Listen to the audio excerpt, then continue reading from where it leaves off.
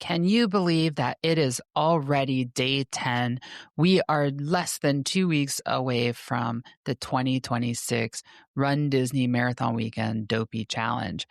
Welcome back to the Dopey Countdown, and today we're going to be talking about travel and logistics and why this matters more than most of us realize.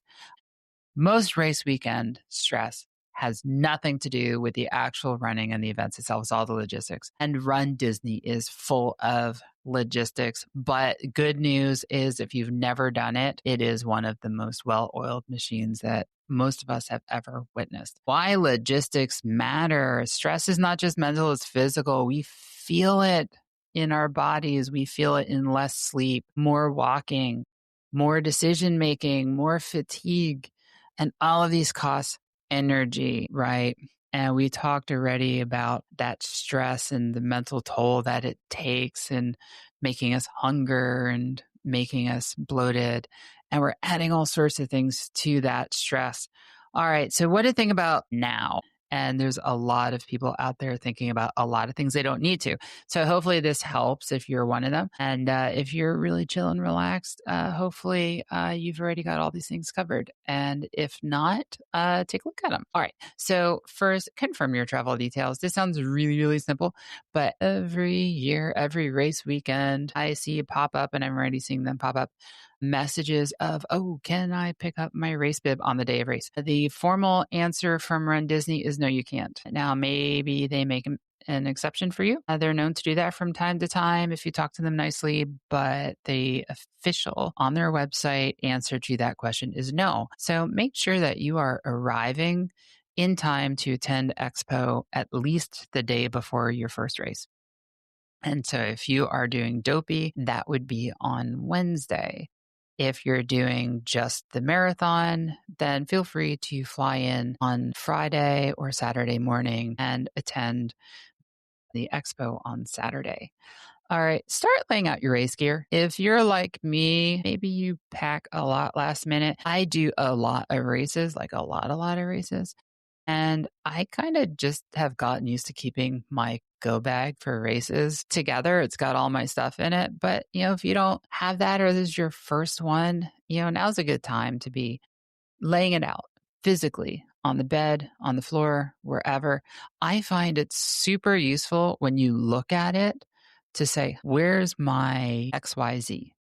Great example. Looking at the weather. This far out, the weather can change, and it's Florida in January. So this weekend is known to be hot, cold, windy, rainy, anything in between. 2 years ago, it had threat of hail. Last year, it was really cold and rained sideways.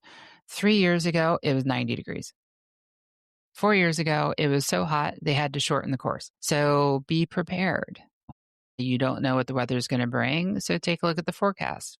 How are things trending? But be prepared. If you tend to get cold, maybe bring a pair of gloves or, a pair of throwaways. Pack those Mylars. They tend to give us Mylars at the end of every race if the temperature is below 70, I think it is. But you're going to show up to the 5K and you're not going to have the one from yesterday. So you got to bring it with you. This is going to sound really silly, but decide what shoes you're bringing. If you're like me, you might have a different preference in shoes for short distance versus long distance, right? And take a look at them. Like, are they going to survive that race? Do they still feel fresh? If not, now you still have enough time to replace those. And, while traditionally we think about breaking in shoes, depending on the types of shoes you're wearing, not all race day shoes need to be broken in. So decide what shoes you're wearing and for which race, and be prepared. If it does happen to rain, what are you going to do the next day? So if you only bring one pair for all 4 races, which some people do, what is your plan to get them dry and ready for the next day? Nutrition and hydration. We've talked a bit about both. You've trained with nutrition. You've got your hydration plan or your nutrition plan. What are they? Write them down. If you're planning to rely on gels, great. Pull them out, pack them. If you were planning to buy them at the expo, maybe because of weight on the airline or whatever, make sure that the the places at the expo have the brands that you use and have them available. Some brands are easier to get than others.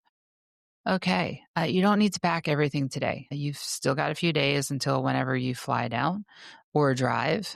If you're not local, you do want to reduce those last minute decisions, right? I'm a last minute packer. I hate the fact that I pack at the last minute. I always have in my head that I'm going to do better next time, and I don't. But what I do have is a list.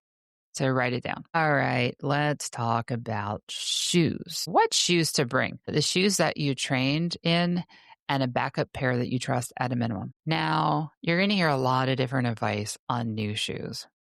I personally have no issue with showing up at race day in a pair of shoes that's fresh out of the box. There's some dangers to that, but if it's a pair of shoes, if it's a model that you are used to running in and you know how they perform and you know how they are fresh out of the box, then go for it. If you're not comfortable doing that, then make sure the pair that you have has some miles on it. Doesn't need to be a lot, but enough that you're going down with some confidence in the shoes that you're going to run in. Make sure that you're not going with shoes that you're just hoping they'll work. Nothing new on race day. So if you've never run with carbon fiber shoes, now might not be the time to do it. Or if you're really set on that, maybe break them out, run, a couple of 30-minute easy runs or whatever's in your plan, just to kind of both break them in and get used to them, because they do perform differently than a non-plated shoe do. All right. And just remember, hope is not a strategy. Have a plan and execute that plan. Okay, let's talk about energy. I'm talking about your personal energy, not what's coming from the power lines. Okay, every unnecessary decision that you take drains your energy, your physical energy, your psychological energy. So the more that you can decide early on and be intentional about, results in simplifying your choices later on, which will make your race week calmer. Now, I talked about logistics at Disney and runDisney. Know that, if you are staying on property, there is a bus from each hotel, and that bus will run from a very early time. It changes depending on which race we're talking about, and it will run until about 4 o'clock. Don't be on the last bus unless you like stress. But don't be on the last bus. We are always on the first bus. And that first bus we have found runs a little bit earlier than is posted, which we like. But remember, those later buses, they're going to be crowded. You might not make it on that bus and have to wait for the next one. And many of those buses have multiple stops at multiple resorts. So plan ahead. Don't be last minute. And if you do that, you'll be fine. If you're driving, the expo guide has on there all the traffic closures. Be aware of what roads close and when. And it's important for 2 reasons. One is getting there. The roads do start closing pretty much right when they say they're going to. And getting around the Disney World does get a little more difficult as time goes on. But then also the inverse, if you are a fast 5K runner, just know that the buses don't start running until after the last runner is off of the roads and they've swept the roads, picked up the cones. So that tends to be around 7:30. If you're driving, you might be able to get out of there earlier. On the flip side, on the half marathon, it might be more efficient to take the bus. So take a look. If you have a car and you're staying on property, we tend to drive to the 5K and 10K and take the buses to the half and the full. But you take a look at it, decide what's right for you. If you're in a later corral, driving might be easier if you are one of those folks who like to get there closer to the start of the race. And, taking the bus has the benefit of being very low stress. All right, big tips here. If you're flying, put your race gear into your carry-on. That's your shoes, a pair of socks, your nutrition, and be careful on the nutrition, right? Because you do have to make sure you stay under the TSA limits, both for the individual packet size and your totals, right? So if you're taking big bulk packets, they're going to have to go in your checked baggage.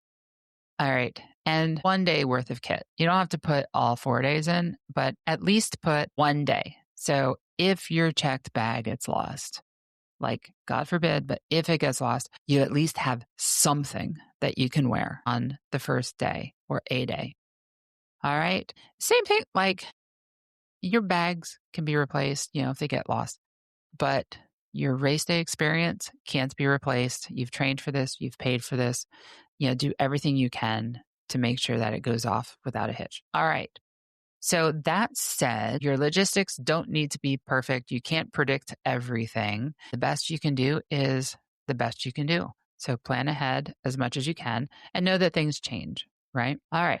So tomorrow's topic, we're going to talk about sleep, stress, and life load and how that affects the recovery, because recovery is more than just running. So remember, plan early and race calm. Be fierce, be you, and I'll see you tomorrow.